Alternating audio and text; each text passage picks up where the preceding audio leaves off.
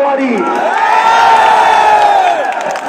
আমাদের মাঝে উপস্থিত রয়েছেন কুড়িগ্রাম 2 আসনের মাননীয় সংসদ সদস্য এনসিপির যুগ্ম আহ্বায়ক ডক্টর আতিক মুজাহিদ এমপি।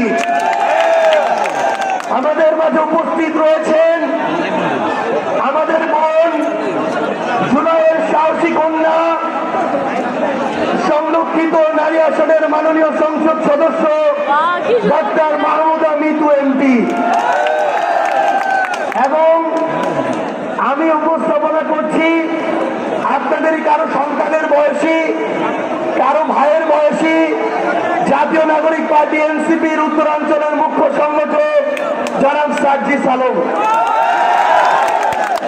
আমরা আজকে আপনাদের কাছে এসেছি আমাদের কথাগুলো বলতে, আমরা এসেছি আপনাদের কথাগুলো শুনতে। আমরা বিশ্বাস করি 2024 সালের 5 আগস্ট জুলাই অভ্যুত্থান শেষ হয়ে যায়নি। যদি 5 আগস্ট জুলাই অভ্যুত্থান শেষ হতো তাহলে তার 4 মাস পরে, 1 বছর 4 মাস পরে ওসমান হাদিকে জীবন দিতে হতো না।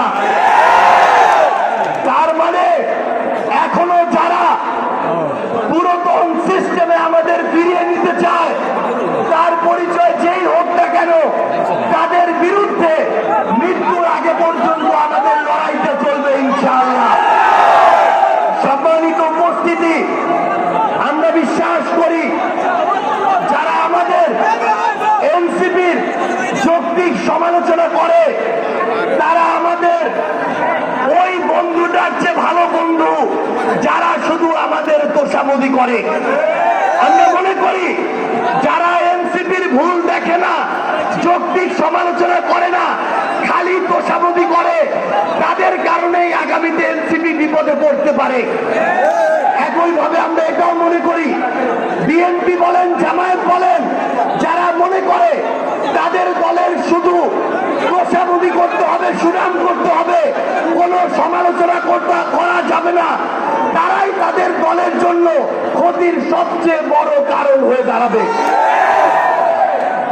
আজকে আমাদের এখানে সিলেট জেলা এবং মহানগরের এনসিপি নেতৃবৃন্দ, যুব শক্তি, ছাত্র শক্তি সহ বিভিন্ন অঙ্গ সংগঠনের নেতৃবৃন্দ উপস্থিত আছেন।